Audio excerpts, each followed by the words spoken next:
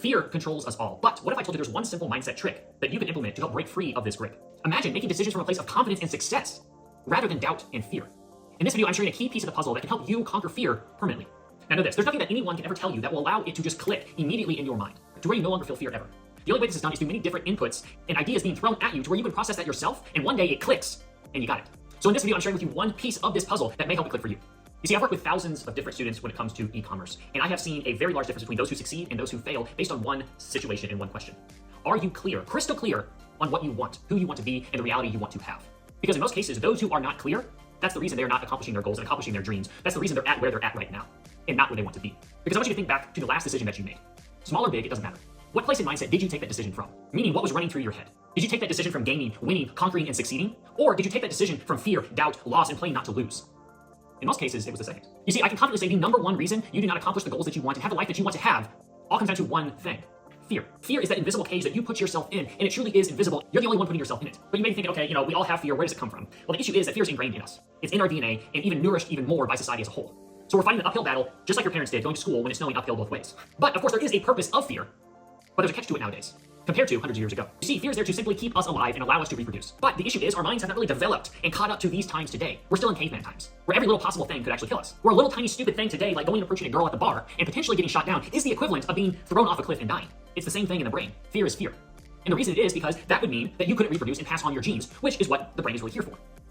Your brain is comparing getting shot down by the girl to actual death. And so no wonder it's hard to go talk to the girl, right? And this applies to really anything that you're fearful of. You see, our brain is always using fear as a tool to do one thing: to keep us on our toes, and more importantly, keep us comfortable and safe, as that's what is familiar with the brain. It's familiar, and familiar equals safety, and safety equals surviving and not death, and passing on our genes and not dying. So that's why it's so difficult and so scary and so hard against every core of our being to go outside of our comfort zone, to go do something that is fearful, to do something that is not familiar, because our brain is saying, yo bro, you're gonna fucking die. When in reality, you're just getting on the roller coaster. You're just talking to the girl. You're just starting that business. But your brain thinks it's death. And that's why it's so hard. Now I want to talk about the reason things happen in life that you just don't want to happen. The reason shit happens in life, and sometimes it's so painful and so difficult. Now I want to ask you, what do you want in life? What's the goal? What's the desire? What's the dream? And you may sit there and think a second, and you may list out a couple things. I want safety, security, all these bland, high-level, broad things. What even is safety? What even is security? That's a whole other topic. But you may say, I want a specific car, a specific house, or a specific spouse. But then you'll run out of things very quickly. After 5 or 10, you'll run out very quickly. It's hard to list out 100, 150, 200 things that you truly want. And then what you're going to do is you're going to go into telling me about the things you don't want. I don't want this. I don't want this life. I don't want 1, 2, 3, A, B, C. And then I'll be like, I didn't ask you what you don't want. I asked you what you do want. And the reason you start listing out things you don't want is because you are not clear on what you even want. So if you're not clear on what you want, how the hell are you going to get what you want? It doesn't work. And that's the issue right there. You're focusing more on the things you don't want than the things that you do want. Because what you focus on is what grows and is what you attract into your life. So you're spending most of your time focusing on and attracting things that you don't want because you lack clarity. Whether that be a bad relationship, bad financial health, or even just fear itself. When you focus on that, that is what you are attracting. And that's the major issue we're focusing on right here, is fear itself. You're constantly focusing on and taking every decision that you make from a place of fear and doubt and lack. But that's all you focus on. And that's all you live and breathe every moment of every fucking day.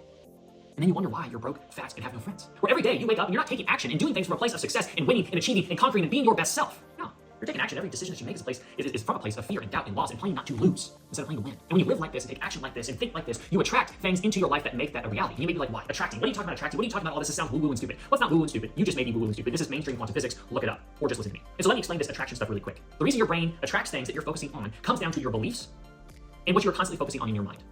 All coming down to the single idea that your brain needs to be accurate. So what does that mean? That means your brain needs to be correct. It needs to be accurate in the thoughts that it is thinking. If it is thinking that we're going to go into Yellowstone and just jump in one of those geysers and survive and it's going to be nice and fun and cool, that's not going to be accurate, so therefore we're going to die.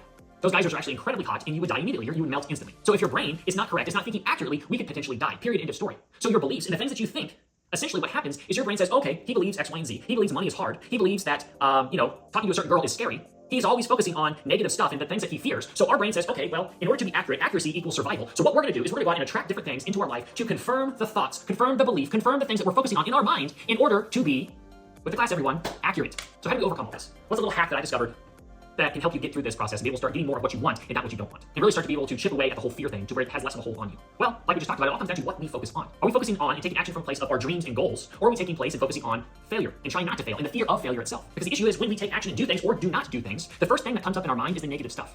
Is the failure, is the loss, how hard it's gonna be, how difficult it's gonna be, how much it's gonna suck, what's it gonna feel like to look like when we fail. Of course we're not gonna wanna take action. Of course we're not gonna wanna do things because that's all we think about. Why would we wanna take action and do things? That makes it so much harder versus when you go to do things, when you go to work, when you go to start your business, when you go to the gym, you immediately think and act and move from the place of winning.